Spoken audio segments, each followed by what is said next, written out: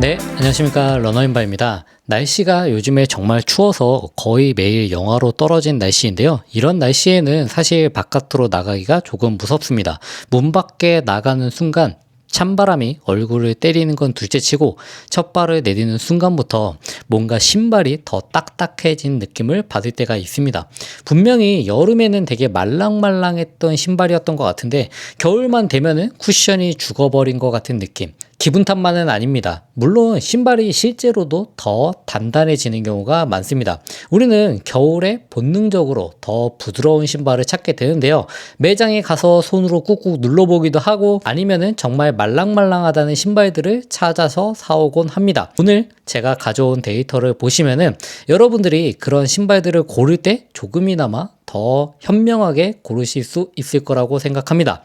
우리가 부드럽다고 느끼는 감각과 실제로 영하 10도에서 신발이 버텨내는 능력은 완전히 다른 이야기이기 때문인데요. 어떤 신발은 47% 정도나 딱딱해지고 또 어떤 신발은 날씨가 추워지는데도 불구하고 변화율이 0%인 경우도 있습니다. 오늘은 제가 찾아본 데이터를 바탕으로 해서 시베리아 한복판에서도 살아남을 수 있는 진짜 겨울 러닝에 적합한 신발은 무엇인지 한번 얘기를 드려보도록 하겠습니다. 바로 함께 가시죠. 먼저 이것저것 다 떼고 가장 말랑말랑한 신발에 대해서 얘기를 드려보도록 하겠습니다. 기본 스펙 먼저 확인을 해보자면요. 따뜻한 실내에서 상온 20도를 기준으로 측정했을 때 세상에서 가장 부드러운 미드솔을 가진 녀석은 누구일까요?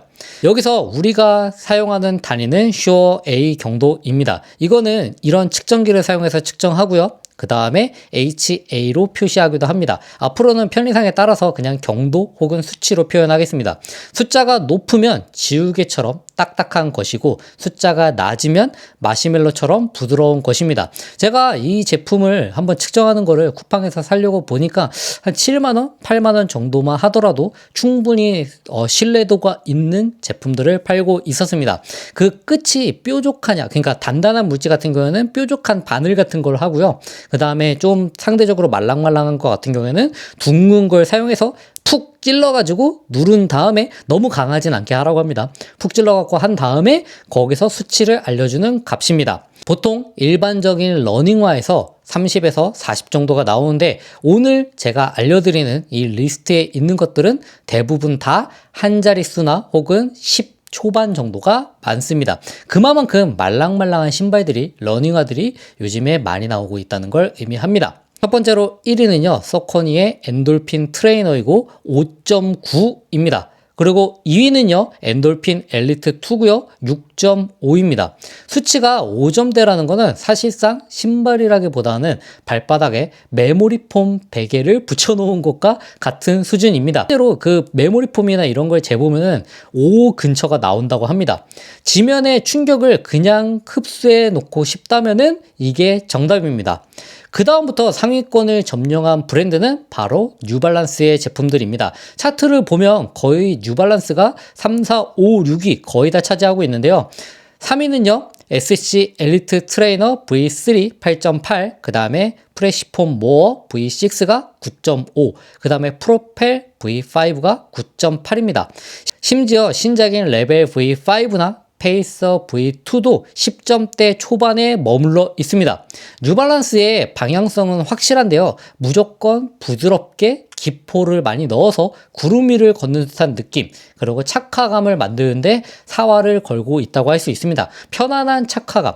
자, 여기까지만 들으면은 답이 나온 것 같죠? 서커니와 뉴발란스가 부드러우니까 이런 것들만 사면 되겠네. 하지만 여기서 질문을 하나 던져야 됩니다. 과연 이 부드러움이 요즘같이 추운 날씨에도 정확하게 작동을 하는지 말입니다. 이 질문에 대해서 대답을 하려면 먼저 재료공학에 대한 이야기를 조금 하도록 하겠습니다. 왜 어떤 신발들은 얼고 어떤 신발들은 덜 어는지에 대해서 그 메커니즘을 알아야지만 이 차이점을 이해할 수 있습니다.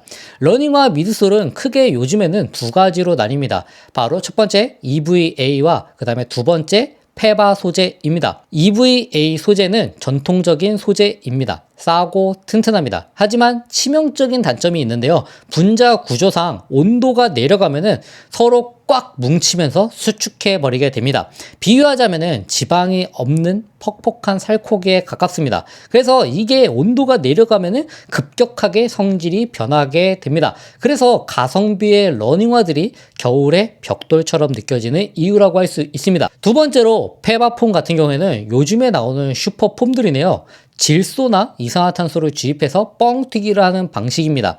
즉 마블링이 들어가 있는 소고기라고 생각해 주시면 됩니다. 얘네들은 유연성이 높아서 얼려도 잘 굳지가 않습니다.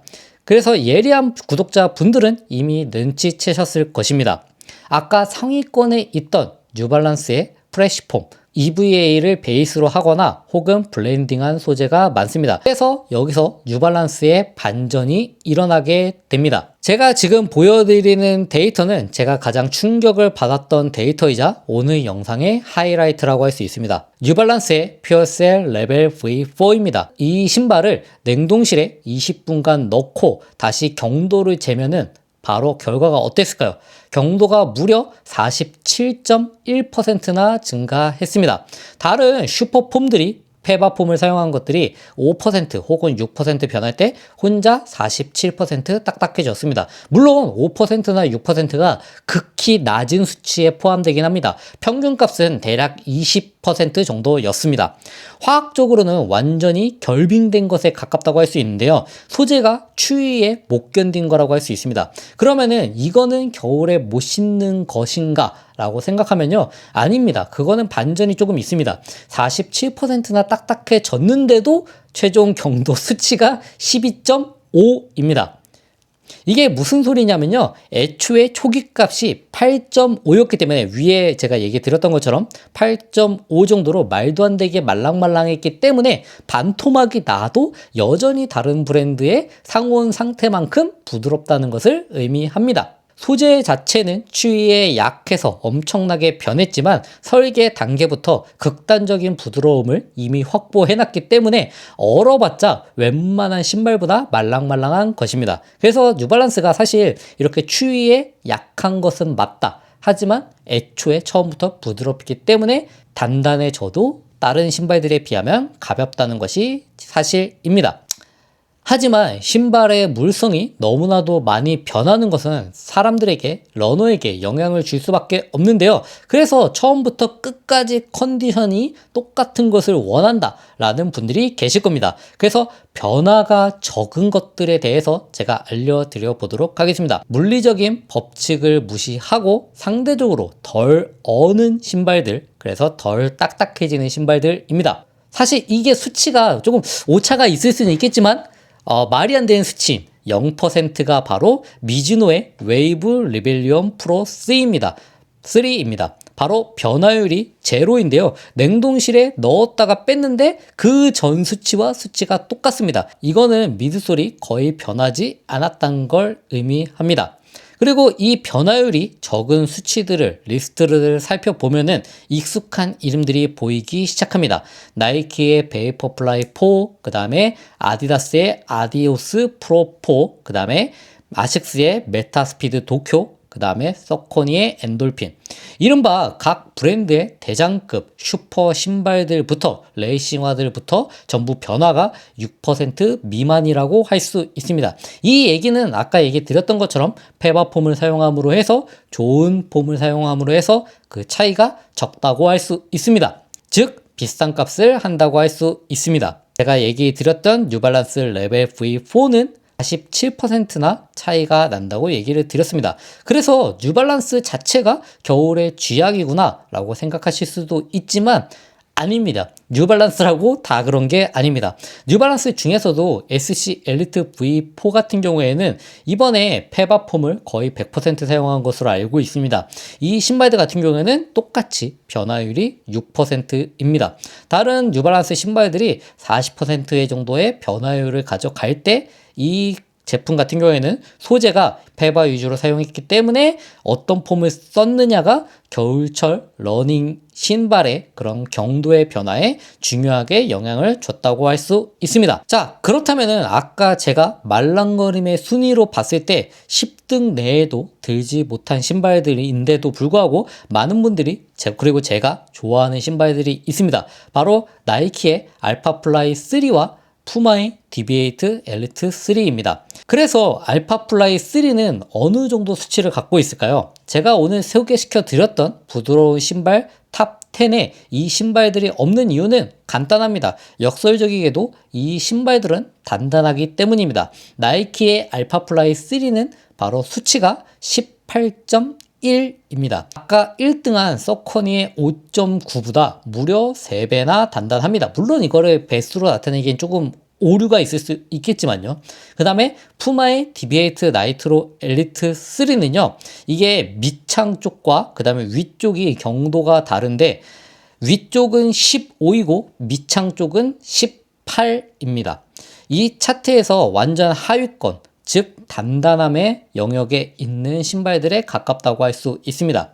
아니 비싼 신발인데 왜 딱딱하냐고 물어보실 수도 있지만 이유는 당연히 반발력 때문입니다. 마시멜로우 같은 탱탱한 것들 위에서 점프하면은 당연히 높이 뛰기가 어렵습니다. 힘을 다 먹어버리니까요. 그래서 탱탱볼이나 스프링은 적당히 단단해야 높게 튀어 오를 수 있습니다.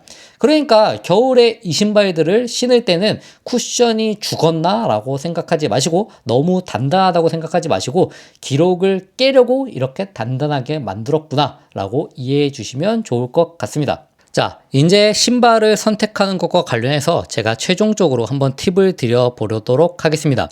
결제 버튼을 누르기 전에 하나 더 체크해야 될 게 있습니다. 바로 안정성의 문제인데요. 아까 12.3으로 상당히 부드러운 수치를 나타냈던 나이키의 페가수스 플러스가 있습니다. 저는 이 신발을 상당히 좋아하는데요. 하지만 이 미드솔의 두께가 상대적으로 얇아서 체중을 실었을 때 바닥을 치는 느낌이 듭니다. 그래서 저는 이 신발이 이 정도로 말랑거리는 신발들인지 잘 몰랐습니다. 그렇기 때문에 상대적으로 단단하다고 생각을 했었는데요. 이 수치를 보니까 이 신발이 정말 말랑한 신발이라서 오히려 지면의 감각을 살리는데 저는 유리할 수 있다고 생각했습니다.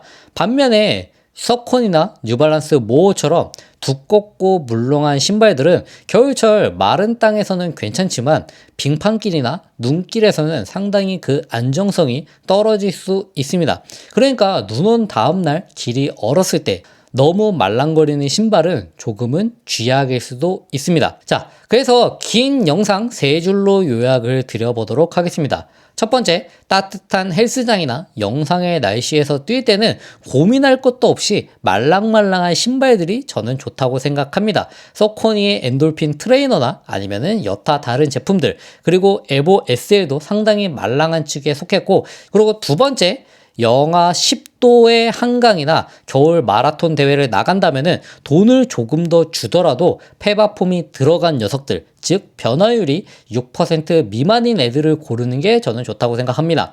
그런 대표적인 것들로는요, 아디오스 프로 4나 아니면 아식스의 메타스피드 레이나 아니면은 메타스피드 도쿄나 아니면 뉴발란스의 SC 엘리트 시리즈입니다. 이 녀석들은 날씨가 춥더라도 끝까지 퍼포먼스를 지켜줄 거라고 생각합니다.